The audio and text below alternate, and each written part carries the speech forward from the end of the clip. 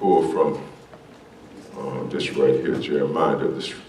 Turn to somebody and say, do you feel me? You know how we say that term all the time, you feel me? You know, you feel me? It's a term that we use, but I want to pull that because that's kind of where I want to go. And it connects with what's going on today as well as I move to these kingdom principles, assignments, and so forth. You feel me? You feel me? Can you feel me? And I want to zero in on some of that. And this is a point that I've made before, but this is going to be one targeted point that I want to drive home today. Just this one targeted point. Let's pull passage scripture from Nehemiah, the first chapter. And I'm going to pick up the statement without going through all of the other one with in the year and so forth and so on. So this is the word, we pick up the conversation. My brethren came with men from Judah. This is Nehemiah expressing this. And I asked them concerning the Jews who had escaped, who had survived the captivity, concerning Jerusalem. My brethren came to me concerning the Jews who had escaped and who had survived the captivity. And they said to me, the survivors who are left from the captivity in the province are in great distress and reproach. And the survivors who are left, the descendants of the survivors who are left from the Middle Passage, the descendants of the survivors who escaped slavery and ran to the north and to Canada to get away, the descendants, the survivors of those who survived 400 years of slavery and dehumanization. I don't just read the stories, I make it apply. So this story is speaking to me. That's you, the survivors, are left in great distress and reproach. We are still suffering the effects of 400 years of hanging and lynching and slaughtering and dehumanizing and miseducation with none. Systemic racism, everything.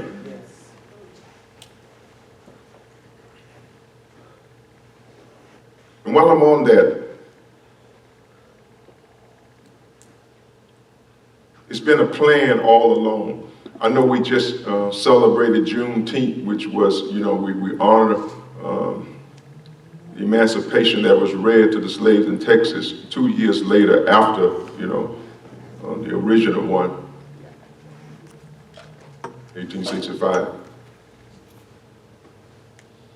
And then we also just dealt with the Tulsa massacre of what is called Black Wall Street, rich, self-contained black town, self-contained great mass wealth. It was in 1921. And then we also acknowledged 2 years later, Rosewood, 1923, same thing, mass massacre of blacks of a thriving black town.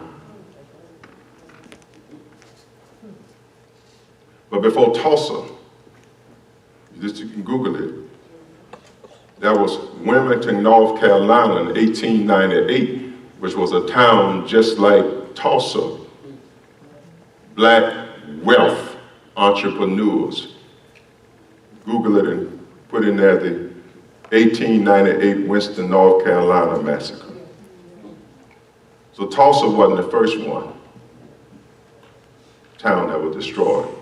Wilmington, North Carolina, same thing happened. And out of that came what is called a white Declaration of Independence, where they wrote it. You can pull it up. Just put it in the White Declaration of Independence, 1898.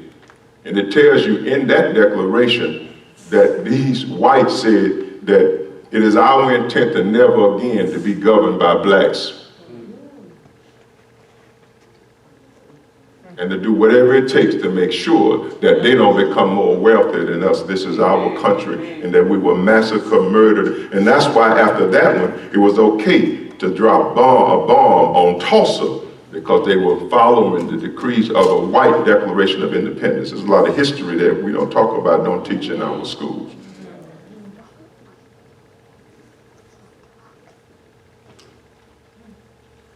So now you got 1898, Wilmington, North Carolina, and then you got 21 Tulsa, and then 23 Rosewood. And those are just the ones that we know. There are other towns that weren't as affluent, but the same thing happened. So when I read this, we are the survivors and the descendants of survivors of a whole lot of evil that was committed. That's what I see in the passage. That's not how I'm going to deal with it today, but it's just to see how these things relate to you. So I'm been stopped just teaching stories for the sake of stories.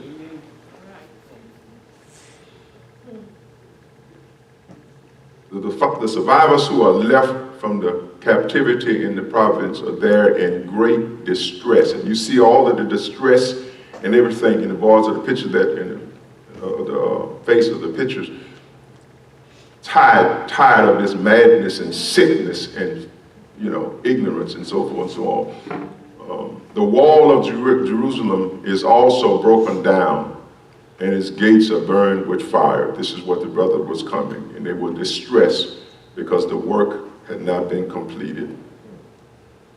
So it was, and here's where I want to zero in just for 25 minutes. When I heard these words, look at this, that I sat down and wept. When they brought him the news and expressed what was going on. He said, Nehemiah said, when I heard these words, I sat down and I wept and moaned for many days. At that time, I was fasting and praying before the God of heaven. My key focus here is when I heard these words, I sat down and I wept and moaned for many days. Here's the only point. I've made it before, but this is the focal point that I got to get you to see. This is the heart of what I'm teaching today. That you will never respond to what you cannot feel. This is the heart of what I'm going to teach for this one. You will never respond to what you cannot feel.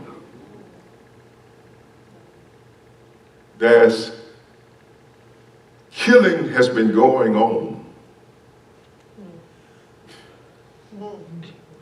for ages. Started in the garden. It's in the first book, the first few chapters, killing. So it's nothing new about killing, whether it's murder, manslaughter, homicide, whatever. It's nothing new. There's nothing new about us being shot and killed needlessly by citizens as well as law enforcement. Ain't nothing new about that. It's been going on. We've been crying that in distress for years and ages since slavery when all the lynching was going on and bodies were burned for sport in the front of towns. And people came out and brought their children and family to watch us burn, killing and going on and murder. This ain't nothing new here. Yeah.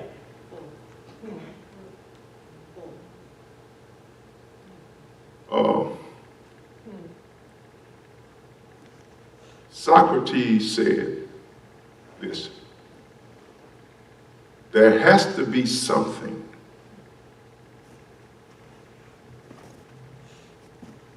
some principle, is what his word is, of right and wrong that transcends all color, culture, ethnic belief systems. Something that transcends all of that. Okay, what your belief system is, what your color, your culture, you see, there's got to be some principle of right and wrong that transcends all of that. And a few weeks ago, something happened with this one that transcended color, culture, ethnic beliefs, and sent a shock throughout the world. And for this public execution on display, that 846 minutes, watching a man's life slip away, touched at the core, no matter what your belief system is, that you were able to say, something is wrong with this, it's not right, and it caused a response, not because it was new, but because something about that touched at the core, that transcended, I don't care if it's black or white, something is wrong with this. And the world has responded because the world felt the power of a life being snatched at the hand needlessly, premeditated evil act. Up until now, it's been going on, but they didn't feel it.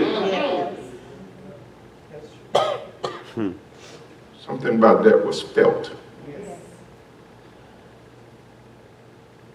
And when you feel something, it demands a response. Why? Because you will never respond to what you cannot feel or you don't feel. Come on, tell the Lord thank you. Thank you, Lord. I know I've been a little bit more radical these days. This is my way of processing all of this stuff. I'm bringing you into it. I got to process it. Got to talk about it. Amen. Process it and package it. Yes, indeed. And so that 846, that episode, this is not new, but it's something, and that's what Socrates wrote, that there's some principle of right and wrong that transcends everything. And Abelard, who's another philosopher, said this, and that's not in my notes, but I'm just talking, that it's not even just the deed that is done, as much as the intent of the will. For God judges not merely by the deed, but by the intent of your, what was it you intended? What is it that you intend to do? You'll kill to protect your family. That's one kind of kill. Then you'll kill for the sport of it. The difference is, what's the intent of the will? And Abelard says that the true evil is not just the deed, but it's the intent. And that's why God judges the intent. Hallelujah. But this thing transcends everything, because the world, for that moment, it's still going on, felt our pain.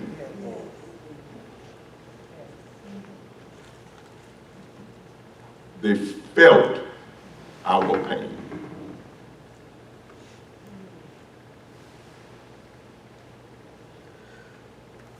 some stuff about pain that maybe I'll deal with next week, but we'll move on so I can get you out. You cannot feel. You will not respond to what you cannot feel.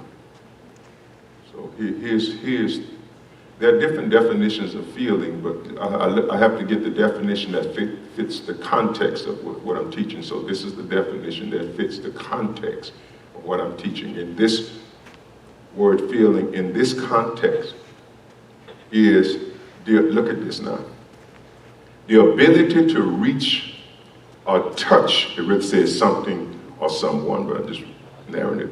The ability to reach, it's the reach within, or touch something or someone within. What happened if it touched people within?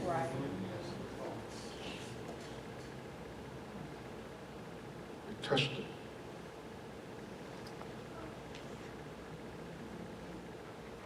That which connects us. Now, let me see.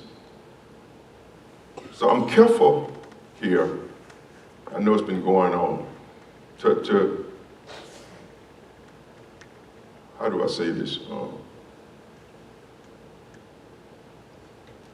I'm not going to give white folks credit for being out there. Even though you didn't directly do it, you saw this going on just like we did for hundreds of years. For real. You didn't respond. You chose to say, well, that's not me. So you chose to disconnect yourself and isolate yourself and wrap yourself in a justification. Well, I got black friends, you know. I'm sorry to happen, but now, feeling is the ability to touch something within. So when that happened, something grabbed your heart and touched you in a way that you're not even comfortable with. Right. That drove you now to get out here because why? You're responding to the pain that we've been feeling for hundreds of years. Amen. You're just showing your humanness now. You don't get no glory for that. Come on, tell the Lord thank you. Thank you, Lord. So to my brothers and sisters who are there, stop giving all these white folk credit because they're coming out. I mean, they've been silent for hundreds of years. Now all of a sudden they show up, we can't make without the white folk. The devil is a lie.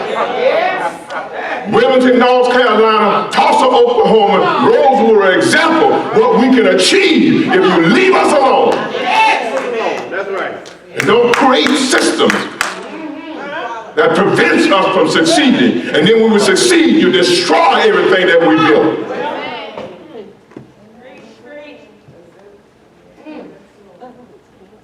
You don't get no credit for that. Yes, Lord.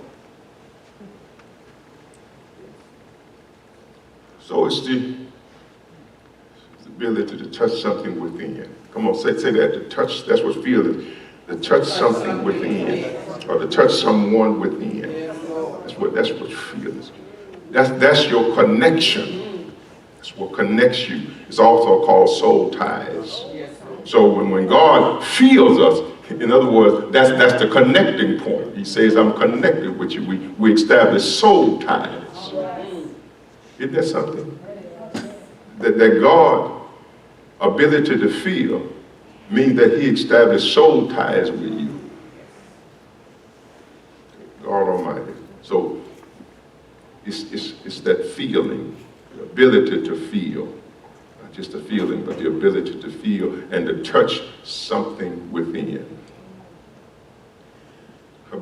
Hebrews 4:15. Let me just give a few scriptures to drive my point home, and get a follow-up point, and I'm gonna move to a close. Look, for we have not a high priest. That's what I just was talking about. Who cannot be touched with the feelings of our infirmities. The New King James says, who cannot sympathize with our weaknesses or identify with our weakness, or who cannot relate, not through just a mental way, ontological way, but in a personal way. Put himself in our shoes and stand where we stand. This is what the picture that is pointing. This is what all that is coming to Christ is God ransom, trading places, standing in your shoes and allow you to stand in his, to feel what you feel. So he took upon himself the nature of a servant that he might come to experience what we experience. Otherwise, well, let me put it in the words of Karl Barth. Karl Barth said, you cannot intelligently even talk about God apart from salvific experience. Meaning that if you hadn't experienced God, you don't know what you're talking about. You can't have an intelligent conversation apart from experiencing what you're talking about. So God ain't just a thought. But even here, it shows you the power of that ability to reach within someone, to feel something. Even God is portrayed, shown according to Hebrews, as having that ability to feel. That's feelings. I'm sick and tired of this. I'm not afraid of the consequences. Something got to give. Change atmosphere. And not only him, but now whites and all feel the frustration and the anger and the humiliation of what has been going on. So they're responding too. But I ain't showing them, I'm showing us, because we've been the victims of this thing. Put white folks in here today.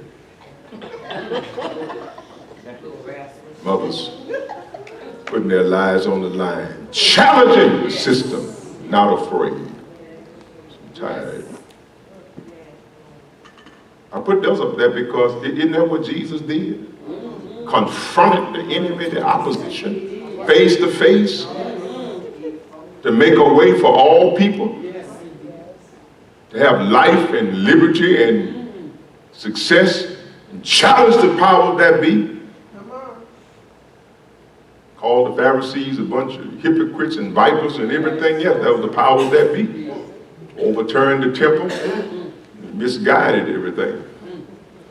John 11:32. Then when Mary came where Jesus was and saw him, she fell down at his feet, saying to him, Lord, if you had been here, my brother would not have died. They're familiar story. When Jesus saw her weeping, and the Jews who came with her weeping, he groaned in his spirit, and was troubled, and said, where have you laid him? Look at this. He groaned.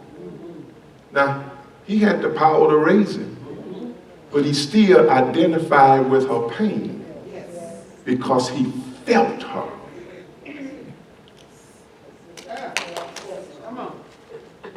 Was it?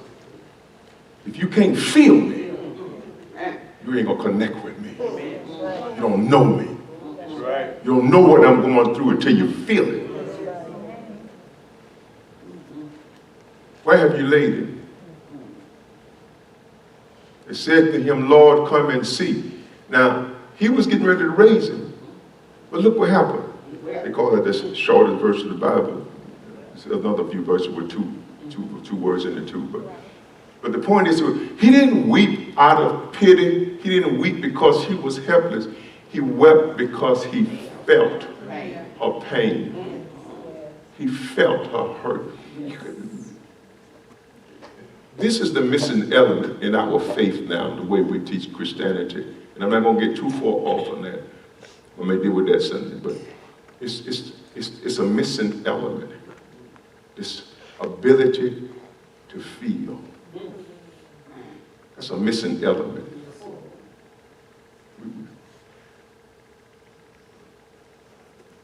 To have okay, let me just read the scriptures. I'll come back to it.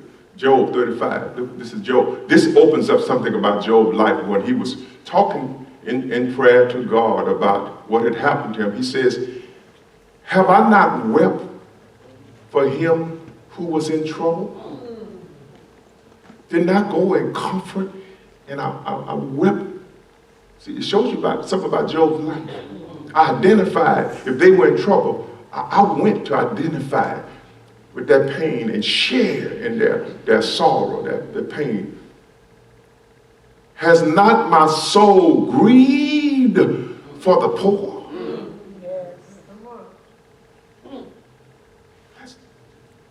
That's one passage shows something about Job's outlook on life and how he dealt with life. He said, I went to see about those in trouble and did all that I could and even grieved with the poor, their plight and so forth and so on.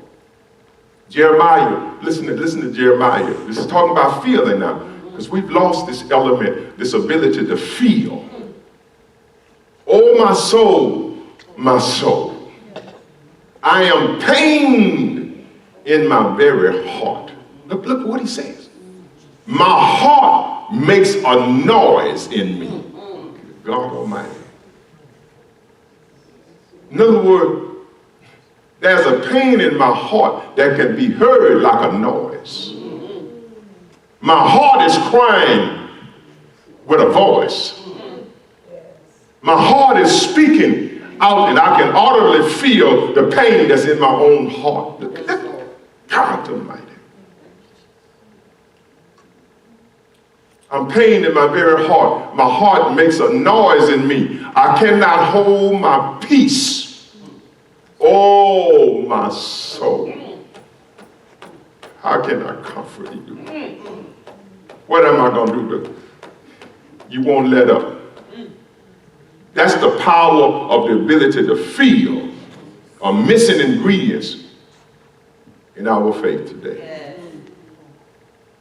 We don't feel.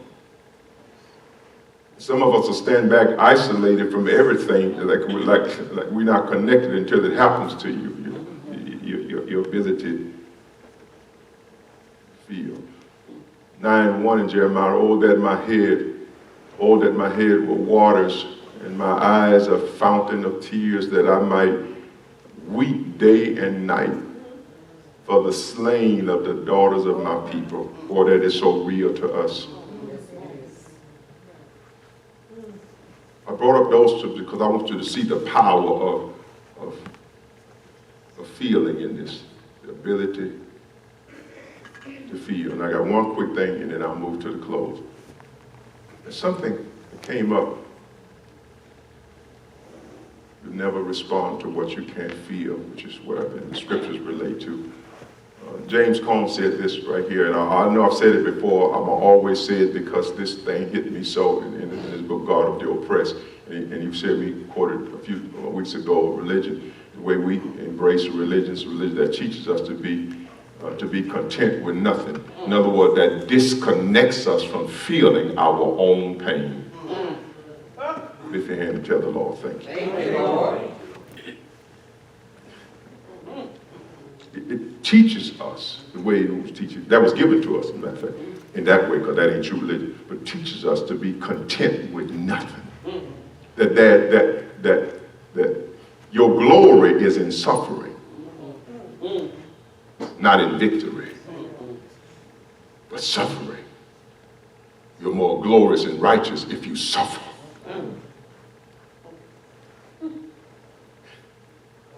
How do you suffer? You have to disconnect yourself from your own pain. Let me make this one quick interjection. Something about pain. You can watch this on anime shows. Under a certain kind of pain, there's certain short circuits that take place in the brain that sets the body in shock and shuts down certain things so that you become numb and you cannot feel. If you watch animals, when lions, they are eating an animal alive, and he don't even know that they're eating him because he's still trying to get up because self-survival kicks in and his mind is short-circuited and shut off. That nervous system that sends pain is not getting to the brain, so he's trying to get up, and they're eating the half of, he's been eaten alive and he can't feel it.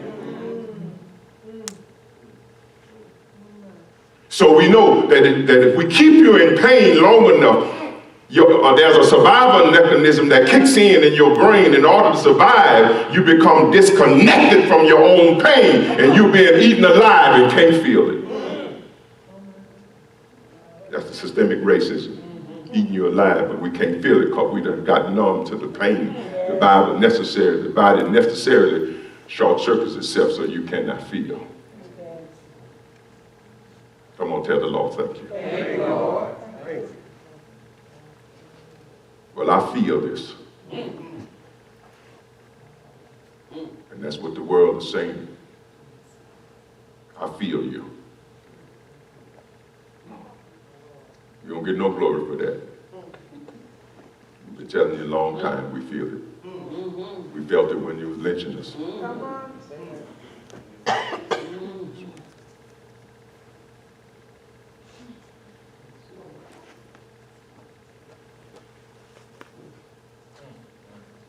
I gotta touch this right here. I'm gonna have to open this up a little bit later, Sunday, too, coming, but I'm gonna have to deal with this right here. It's colonialism that teaches all this I've just been talking about. And one is African brother. I wrote his name down. I couldn't remember where I put it, because I always like to give the names, but I couldn't remember where I put it, so it was okay, I'll find it. And he called it colonial Christianity. He came over here and was educated in the U.S., and then he went to London to continue graduate studies in theology and religion and so forth, and he pastored many churches in Africa before he kind of abandoned them and went another direction, still believing God but teaching another way, because he realized that Christianity, the way in which we taught, is a colonial Christianity. It's not the true faith.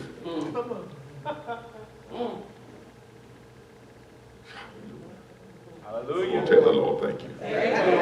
See, colonialism was the Protestant and Catholics who were the stewards of European government.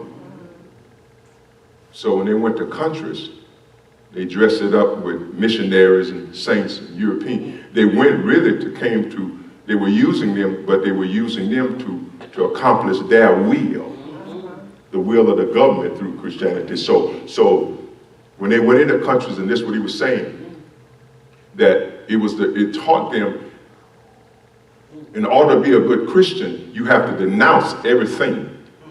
Your culture, your tradition, your way of life, everything. When all religions, you don't have to, you can embrace. So in other words, it strips you of your identity and disconnects you from your past. So in the name of being a good Christian, you have to abandon everything that you know about yourself. So it went in to misinform, miseducate, and that this is God. No, if you play those drums, that's voodoo and witchcraft. You can't do that. You got to play, or you can't dress in that kind of tie. That's tradition. To put on this right here and a scarf here and right here. Don't sing and clap your hand. That does not being a good Christian. It makes you, it robs you. It desensitizes you to your surroundings and who you are. It causes you to lose your identity, to adopt their culture. And now you're trying to be something that you never can be. Because while they're presenting to you a white image that you're aspiring to, you can never be that. This is the story what the brother said, that in the true story, he said,